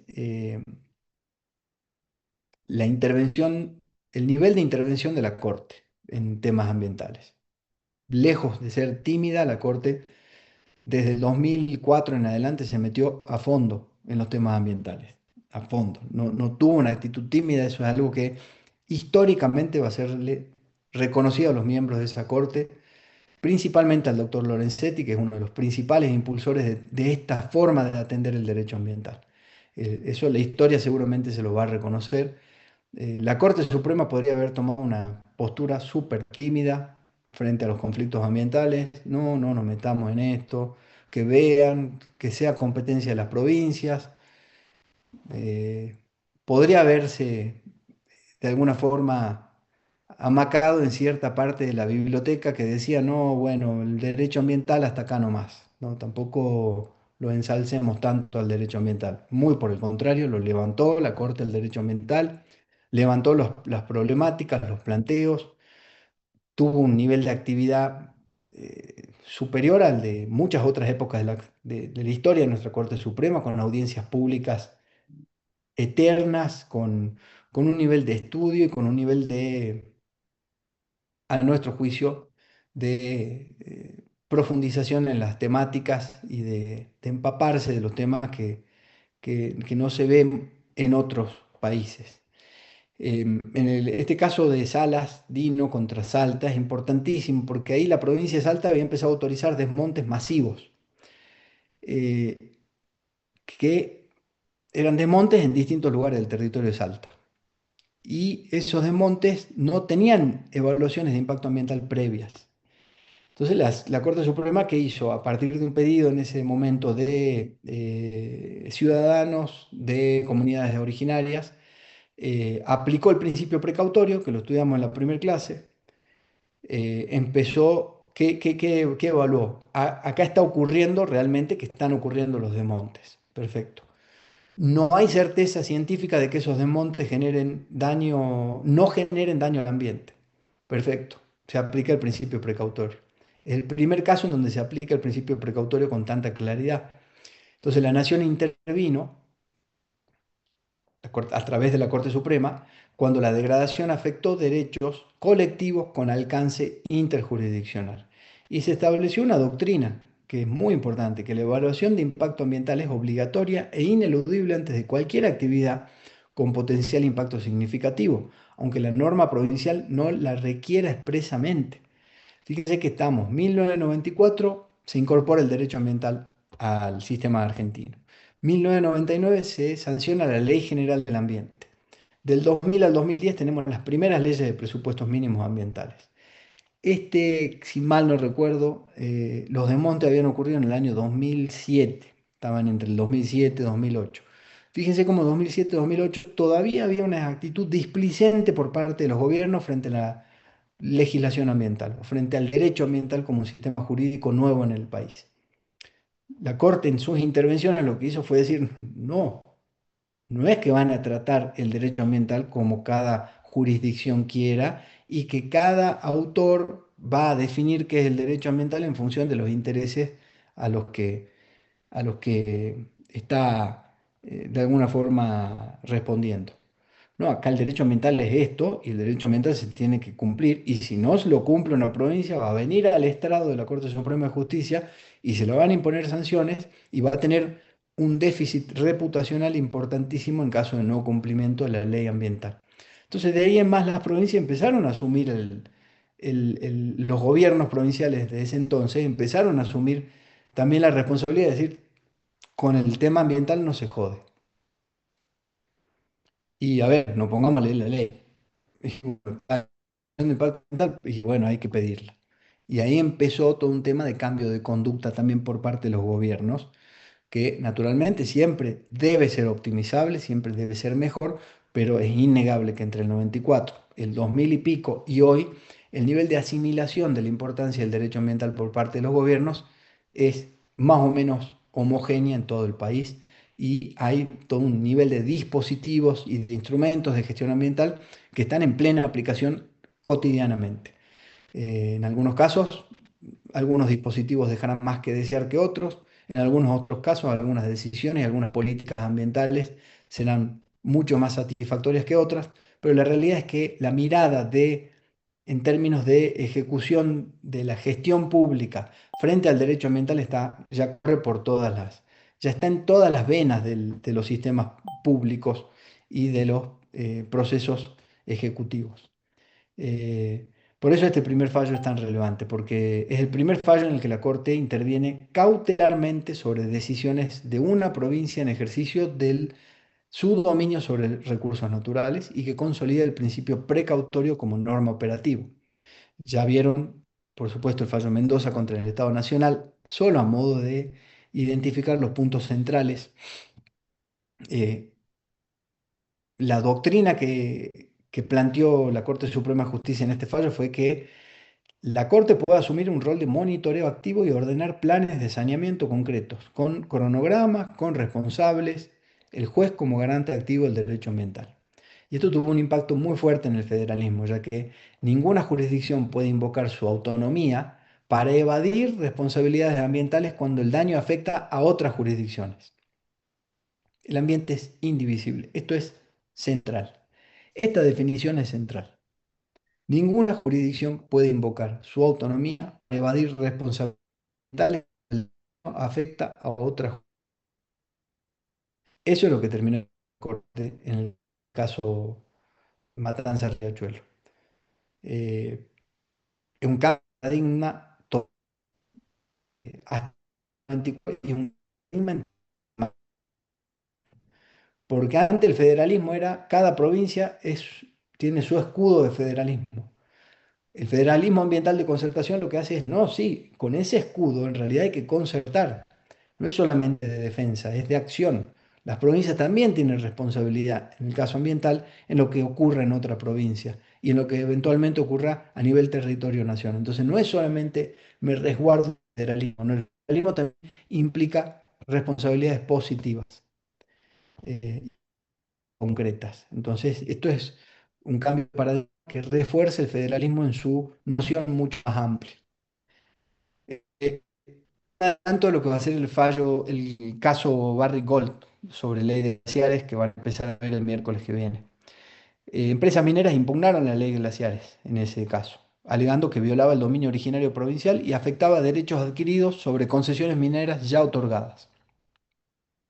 Les adelanto que resolvió la Corte. Ratificó la constitucionalidad de la ley de glaciares, como les comentaba hace un rato, estableció que, dejó establecido que el dominio provincial cede ante los presupuestos mínimos cuando está en juego la tutela de bienes ambientales de alcance suprajurisdiccional. La doctrina que se dejó establecida fue que los glaciares son parte del ciclo hidrológico nacional y son un recurso estratégico de interés federal. La nación, perdón, puede protegerlos aunque estén en territorio provincial. Las provincias están obligadas a subsumirse a la lógica de funcionamiento del derecho ambiental argentino, establecido por la lógica de las leyes de presupuestos mínimos ambientales, y la ley provincial debe al menos respetar los umbrales y estándares de protección ambiental de glaciares, puede ir así comentando. Eh, Como decíamos hace un rato, la extracción de litio en salares de altura en Jujuy, potencialmente ambientes glaciares, queda sujeta a este precedente. Que la ley de Jujuy haya tenido, como les dije, que ser adecuada a la ley nacional. Eso ya ocurrió en el 2016, sino porque cualquier explotación de litio que ocurra en ambiente periglaciar debe quedar sujeto al precedente de respeto a la ley nacional de presupuestos mínimos. Pero ¿qué pasa ahora? Y les dejo como reflexión, modificar el presupuesto mínimo.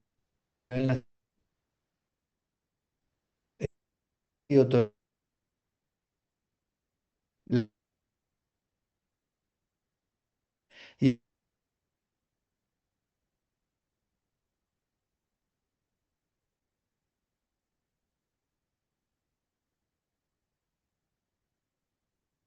el motivo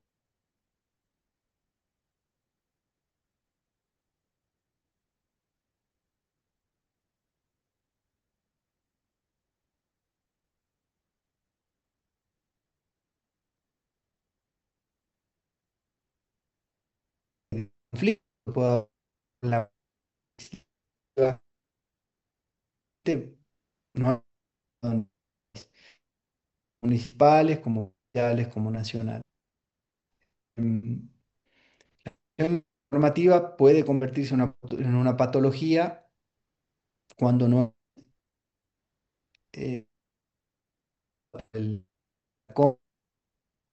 ya vi-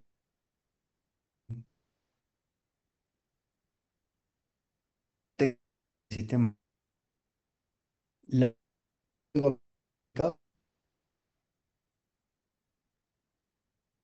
constitucional no habla de esto, habla de leyes de presupuestos mínimos ambientales. Natu- Tranquilamente un legislador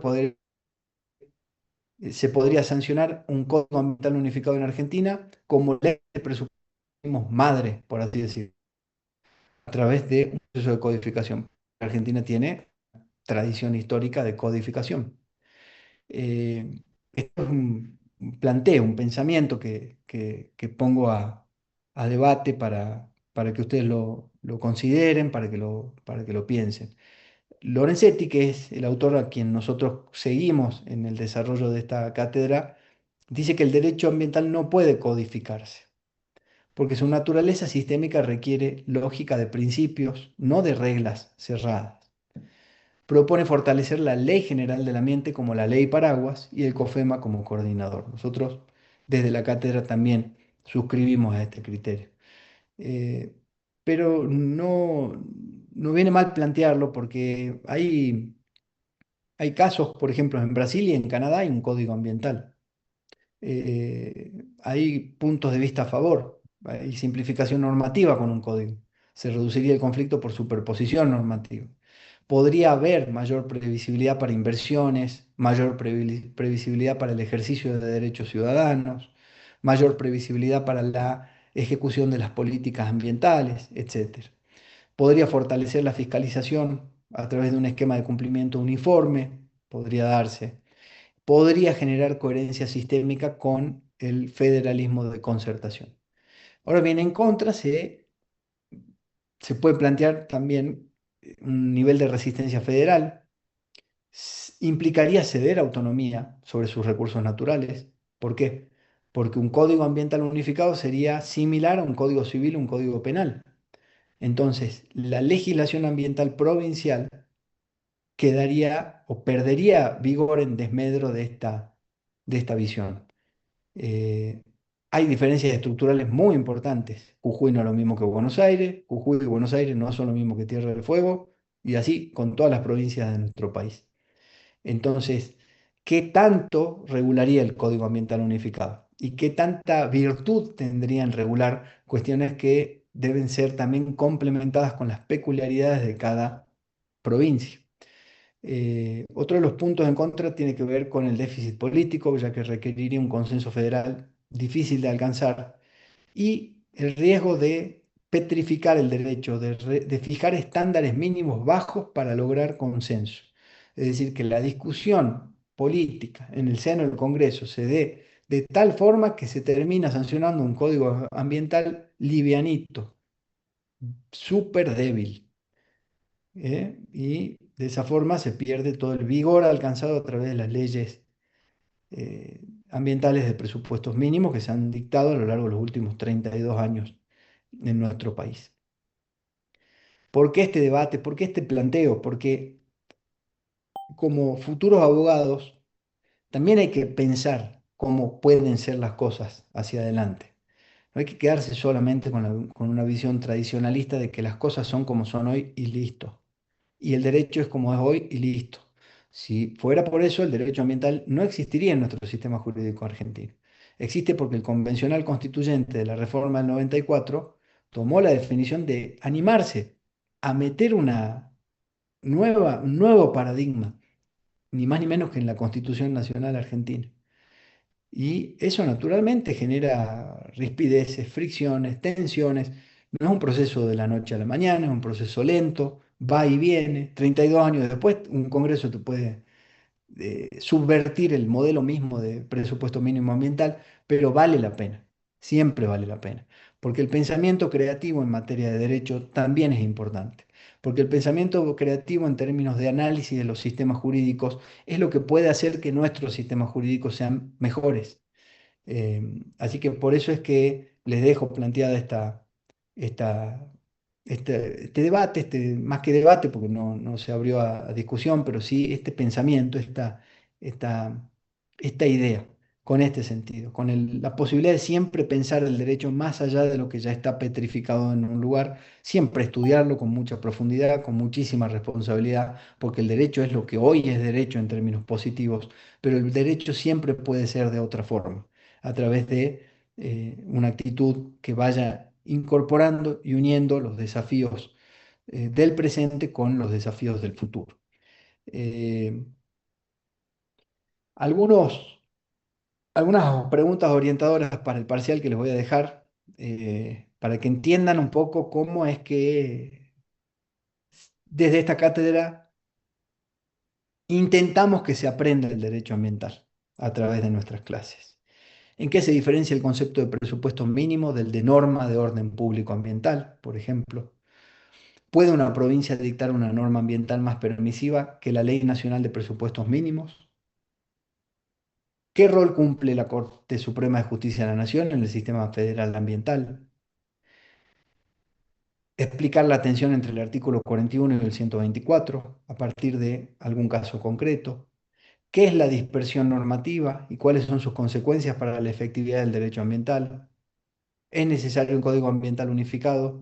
Bueno, algo así es como pretendemos evaluar el contenido que vamos dictando a lo largo de nuestras clases cuando llegue el momento del primer parcial, del segundo parcial y de los exámenes finales.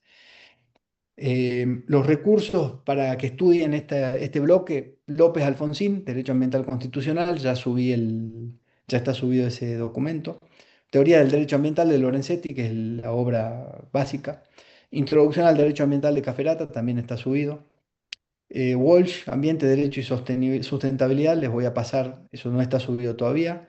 Teoría pura del Derecho de Kelsen, la consiguen en internet en cualquier lado. Y el análisis de la Constitución Nacional, la Ley General del Ambiente, artículos 41, 43, 124 de la Constitución, Ley General del Ambiente, artículos del 1 al 11. Eso les pido que vayan estudiando también de cara al inicio de la unidad 2, donde vamos a ver los instrumentos de gestión pública. Corte Suprema de Justicia de la Nación, lo que ya vienen viendo. Salas, Riachuelo, semana que viene van a ver Barrick Gold y después vamos a ver el caso de Chaco. A modo de cierre, la jerarquía normativa es el principio que garantiza la coherencia en el ordenamiento jurídico ambiental. En Argentina, el sistema federal genera tensiones creativas entre nación y provincias. No son contradicciones, deben ser miradas con un, con un sentido de complementariedad. Los presupuestos mínimos son el piso irrenunciable, se puede ir hacia arriba, nunca hacia abajo. La jurisprudencia de la Corte es el árbitro final y fuente interpretativa indispensable en el derecho ambiental argentino. Muchísimas gracias. Nos vemos la clase que viene. Recording stopped.